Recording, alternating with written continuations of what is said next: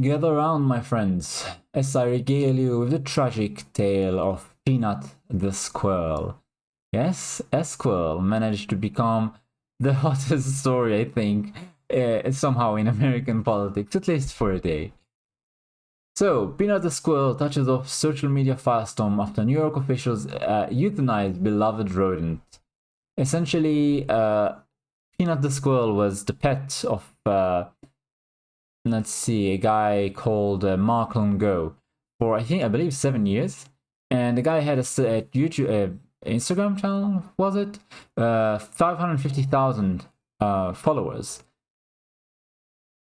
and after all that, the authorities received a complaint, so they sent 12 people to euthanize a squirrel. I don't understand. I mean, I remember they made articles about there being food deserts in major Democrat cities because they basically allowed shoplifting to go unpunished. So you don't have manpower for that?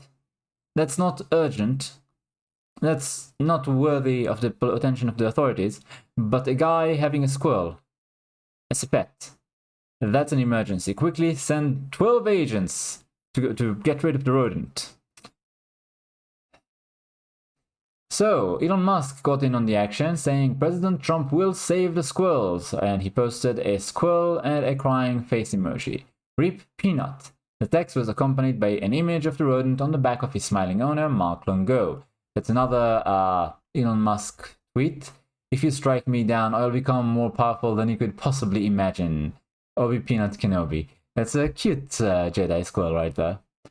Radicalized squirrels in MAGA hats begin uprising, read a Babylon Bee headline. I'm not kidding you. This became the hot topic in American politics just before the election, somehow. And I think I can explain why. Essentially, the internet was full of memes about this. While some expressed horror, humor, others dripped with outrage that DC and Chemung Country Health Department had put the animals down to test them for rabies. Seriously, he had a squirrel for 7 years. If it had rabies, it wouldn't be alive until now, unless of course you believe that somehow being a pet in a house with a guy, it magically caught rabies. Besides, as far as I understood, again, just from other social media people talking about this, I think that if a squirrel has rabies, it would basically be gone before it can infect someone because it's that deadly to them. I don't know. Anyway, did you actually check? Did it have rabies? If not, are you gonna apologize to this guy? Probably not. So, state law requires people to get a license if they wish to own a wild animal. Even so, you could have imposed a fine, you could have called him to a hearing, you could have released these animals in the wild. Why do you put them down? Why do you send 12 people to raid his house? Longo, who adopted Peanuts some 7 years ago, has said he was working to get certified as an educational animal. I believe like educational animal handler or something. I have no idea what they were trying to say with that sentence. So, Peanuts' popularity was no joke. An Instagram page dedicated to the squirrel has more than 550,000 followers, and the couple uploaded their playful interactions with the rodent and other animals they care for.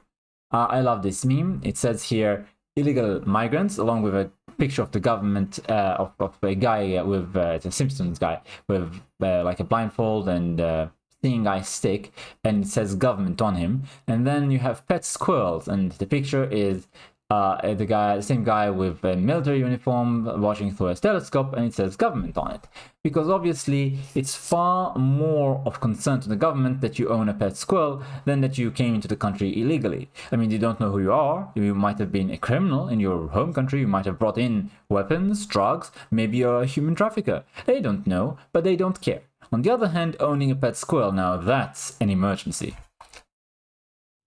So, that's an interesting tweet here. A reminder, Kamala's party executed a cute pet squirrel named Peanut this week because they're lunatics. Vote Trump to avenge Peanut. Serious note, if Trump works Peanut into his speech with the rest in peace graphic behind him, this race is officially over. We want justice for Peanut. It's humorous, but why are people so outraged? I think I can explain. Essentially, people are outraged because they feel as though this is government overreach. And this next paragraph is exactly the reason why. So the incident was no laughing matter for Longo. In an emotional interview with TMZ, he detailed the police raid as his wife wept beside him. It's not only torn my family apart, but Peanut was the cornerstone of our non-profit animal rescue, Longo said. In 10 to 12 DEC officers raided my house as if I was a drug dealer. I sat outside my house for 5 hours. I had to get a police escort to my bathroom, Longo said. I wasn't even allowed to feed my rescue horses breakfast or lunch. I sat there like a criminal after they interrogated my wife to check out her immigration status. You know, the Democrats are campaigning to keep violent offenders who are illegal immigrants from being deported. But I guess rescuing animals like squirrels and horses is so outrageous and egregious that you have to be deported if you are here illegally. Otherwise, why would they care about her immigration status? They let everybody else who's an illegal immigrant stay. It's New York. But no, she had to be interrogated because she's on the bad side of the authorities for whatever reason. Rescuing animals, the number one enemy. No, wait, it's not. Trump is number one enemy and Elon Musk is number two. But I guess it's next in line. Just so you know, criminals and illegal aliens, very down near the bottom of the list. People who rescue animals, way up.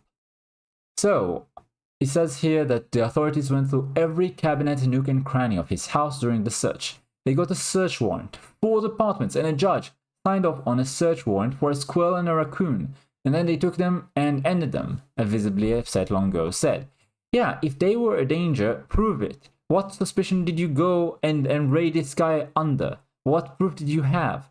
What did you find out? Were these animals infected with rabies? Probably not, otherwise you'd have told us. You would have used it to justify yourself. This is heavy-handed, and this is outrageous. And people long for a return to rule of law, a system under which you know the consequences for your actions under the law. Right now, what they do is they create all sorts of nonsense laws that criminalize innocuous behavior while allowing the true criminals to get away with it. And then they can punish you whenever you get on their bad side or whenever they feel like it. Maybe they want a justification to avoid their department being defunded or having their funding reduced. Maybe they need a headline. Maybe they just decided they don't like you or somebody gave them money, bribed them to do it. For whatever reason, you are now on the radar of the authorities and there are a million small stupid regulations they can use to make your life hell. Which dictator was it that said it? Stalin or something? That he didn't want a law-abiding nation? Lenin, Stalin? I forgot. Which one was it? Anyway, basically the premise is a law-abiding nation is a place where you need to work hard to bend the law to punish innocent people. But a nation where everybody breaks the law constantly because the law is so convoluted and so restrictive that in the innocuous process of normal life you will inevitably break the law, then you always have a justification to punish whoever you want. Whether they be a dissident, someone that competes with you or your loved ones for economic opportunities, it doesn't matter. For whatever reason you want to, you can punish anyone, target anyone, abuse the power of the state against anyone if you make it so that it's impossible to live normally without breaking the law. And I'm not saying that living normally includes having a pet squirrel, but I am saying that it's utterly innocuous compared to the things people get away with. You get articles about food deserts in Democrat-run cities because essentially they defunded the police and made it legal up to like $1,000 to shoplift. You have, I forgot, but I believe CNN went to do an article about the right-wing propaganda about shoplifting, and then they were in the middle of a shoplifting event in the store while they were filming it, and the police does nothing because that's what they are ordered to do, because the authorities don't consider it urgent, don't consider it necessary to deal with these crimes. On the other hand, having a pet squirrel, that's a bridge too far. And people feel as though this is egregious and emblematic of the choice between Kamala Harris and Donald Trump. Donald Trump is, I believe, the first president in my lifetime that reduced regulations by a lot more, like many-fold, of what he instated new regulations. Kamala Harris, well, presumably she'd be just like Joe Biden, who basically ruled by fiat through more executive orders than any other president by far, talking several times more. than any other president. So obviously it's a choice between the pro-freedom candidate and the anti-freedom candidate. And I am quite heated about this because I care about freedom and because when America sneezes, the world catches a cold. And we've been having a cold for the last 4 years. We'd like to go back to some sunshine and rainbows, please. Not those kind of rainbows, you know, not the LGBTQ HGTV kind. Not that I have anything against people who happen to be gay, but the activists are insufferable. I've had enough, thanks. So let's have 4 years of normality again, where the law is not used against you, where no agendas are being pushed to make you affirm or like anyone for what they choose to identify as.